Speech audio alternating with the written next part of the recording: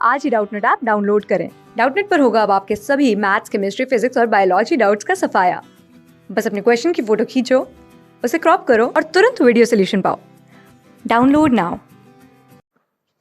Hello everyone, हमारे पास question है a series of concentric ellipse E1, E2, E3 up till En is constructed as follows. Ellipse En touches the extremities of the major axis of En-1 and have its foci at the extremities of the minor axis of En-1. If the equation of ellipse E1 is x square by 9 plus y square by 16 is equals to 1, then equation of ellipse E3 is. तो हमारे पास question में given है एक series of ellipse बनाए गए E1, E2, E3 ऐसे बहुत सारे। तो हम मान लेते हैं ये एलिप्स हमने बनाया En, ये एलिप्स En है, ठीक है। और इसके अंदर हमने एलिप्स बनाया En-1, जो कि ऐसा बना। अब हमें बोला गया है कि एलिप्स En जो है वो एलिप्स En-1 के मेजर एक्सिस से पास होगा, मेजर एक्सिस के एक्सट्रीमिटीज को टच करते हुए पास हो रहा है, और एलिप्स En-1 के जो माइनर एक्सिस के एक्सट्रीमिटीज है वो एलिप्स En के लिए फोकाई है। यानी कि अगर En-1 एलिप्स है हमारे पास, उसकी इक्वेशन माने हम x square divide by an-1 square plus y square divide by bn-1 square is equals to 1।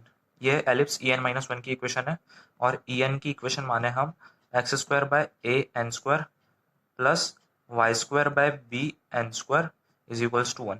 ये एलिप्स En की इक्वेशन है। तो हमें क्वेश्चन में गिवन है कि एलिप्स En-1 के मेजर एक्सिस की जो एक्सट्रीमिटीज है वो उससे एलिप्स En जो है टच करते हुए पास कर रहा है, तो इसका Bn जो है वो Bn-1 के इक्वल होगा इस केस में। और वैसे ही जो एलिप्स En-1 है उसके माइनर एक्सिस की जो एक्सट्रीमिटीज है वो एलिप्स En के लिए फोकाई है। तो एलिप्स En जो है उसके फोकाई क्या आएंगे इस केस में? एलिप्स En के लिए जो है An ग्रेटर देन Bn है, तो फोकाई आ जाएंगे इसके An इंटू ई। और ये किसके इक्वल गिवन है हमें? एलिप्स En-1 के माइनर एक्सिस के एक्सट्रीमिटीज।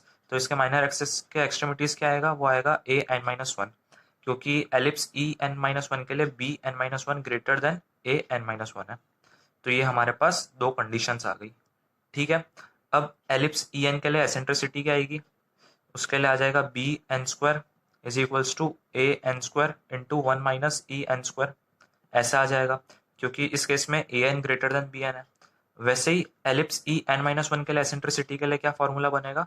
वो आएगा an-1 square is equals to Bn-1 square into 1 minus En-1 square. ये आ गया। अब हमें इस इक्वेशन से पता है Bn is equals to Bn-1, तो Bn-1 की जगह हम Bn पुट कर देते हैं। तो ये बन गया हमारे पास an-1 square is equals to Bn square into 1 minus e square n-1, ऐसा आ गया।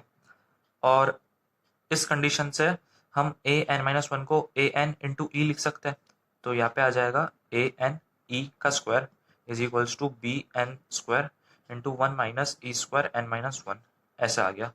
तो इसे फर्दर हम सॉल्व करेंगे तो ये बन जाएगा an square e n square, यहाँ पे ये ई एन होगा क्योंकि हम eccentricity of ellipse e n की बात कर रहे हैं। तो ये e n square is equals to b n square into 1 minus e square n-1, ऐसे आ गया हमारे पास, ठीक है।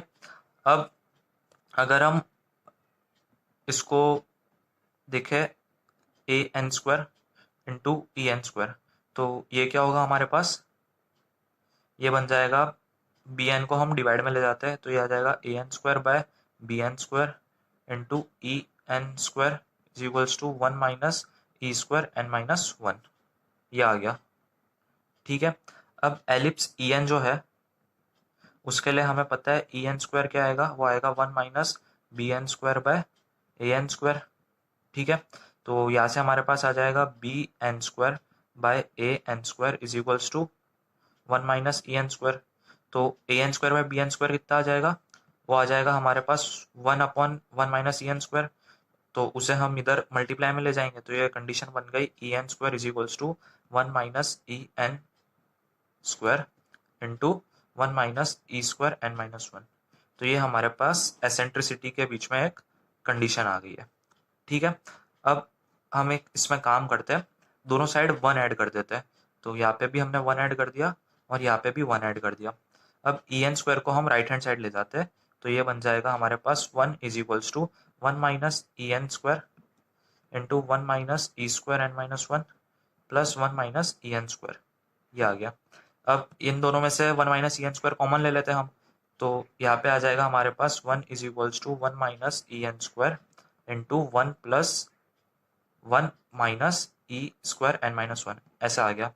तो यहाँ से हमारे पास क्या आ जाएगा, यहाँ से आएगा 1 minus e n square is equals to 1 upon 1 2 minus e square n minus 1। तो ये हमारे पास यहाँ से कंडीशन आ गई। तो अभी हमने देखा था e n square is equals to 1 minus e n square into 1 minus e n minus 1 का स्क्वायर, ये कंडीशन आई थी। उसके बाद हमने देखा कि 1 माइनस ई एन स्क्वायर जो है वो आ रहा है 1 upon 1 minus 2 minus e n minus 1 के स्क्वायर के इक्वल। तो यहाँ पे 1 माइनस ई एन स्क्वायर जो है उसको हम इससे रिप्लेस कर देंगे, तो यहाँ से आ जाएगा ई एन का जो square is equals to 1 minus e n minus 1 square divide by 2 minus e n minus 1 square. अब दोनों साइड अगर हम अंडर रूट ले लें तो हमारे पास कंडीशन बन गई e n is equals to 1 minus e n minus 1 square divide by 2 minus e n minus 1 square. ये हमारे पास कंडीशन आ गई यहाँ से।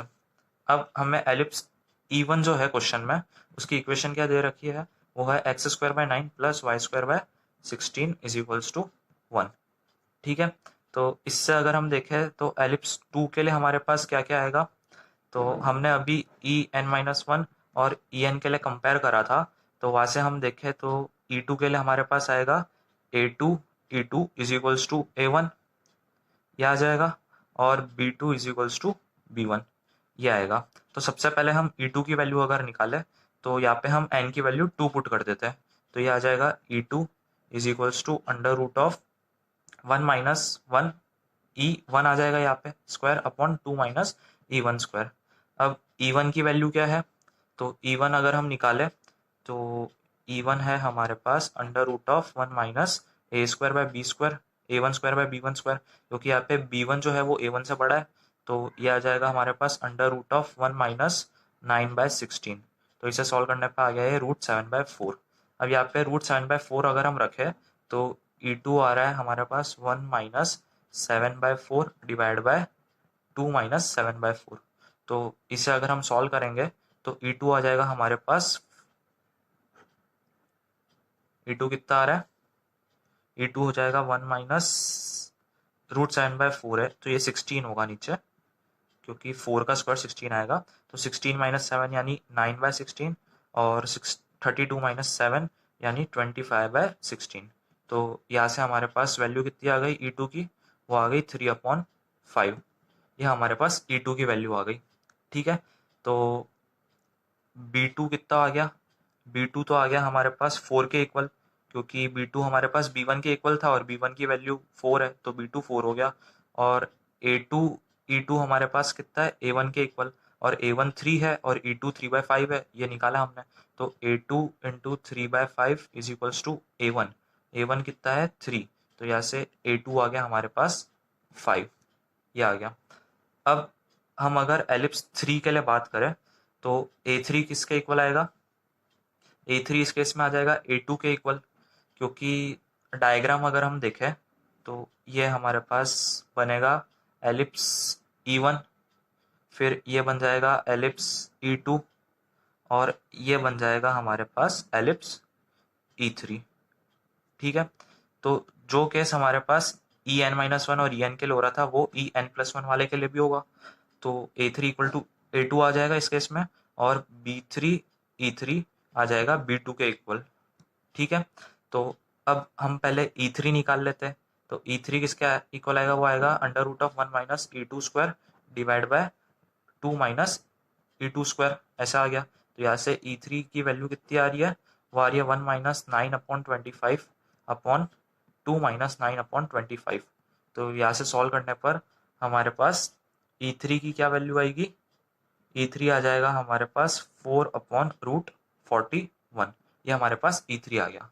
ठीक है, अब A2 की वैल्यू हमने कितनी निकाली थी, A2 5 है, तो A3 हमारे पास 5 के इक्वल हो गया।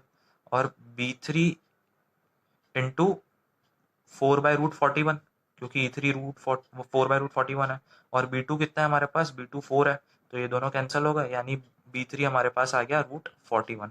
तो E3 एलिप्स के लिए जो इक्वेशन बनेगी वो आ जाएगी x² / A3² plus y² / B3² is equals to 1। तो A3 B3 अब हमें पता है, तो वो पुट कर देते हैं हम। तो ये आ गया x² / 25 plus y² / 41 is equals to 1। तो ये हमारे पास एलिप्स E3 की इक्वेशन हो गई। तो ये हमें कौन सा ऑप्शन में गिवन थी, यह हमें ऑप्शन डी में गिवन है, तो हमारा आंसर हो गया option D. Thank you. Class 6 से 12 से लेके नीट IIT JEE मेंस और एडवांस के लेवल तक 10 मिलियन से ज़्यादा स्टूडेंट्स का भरोसा। आज ही डाउनलोड करें डाउटनट ऐप या व्हाट्सएप कीजिए अपने डाउट्स 8400 400 400 पर।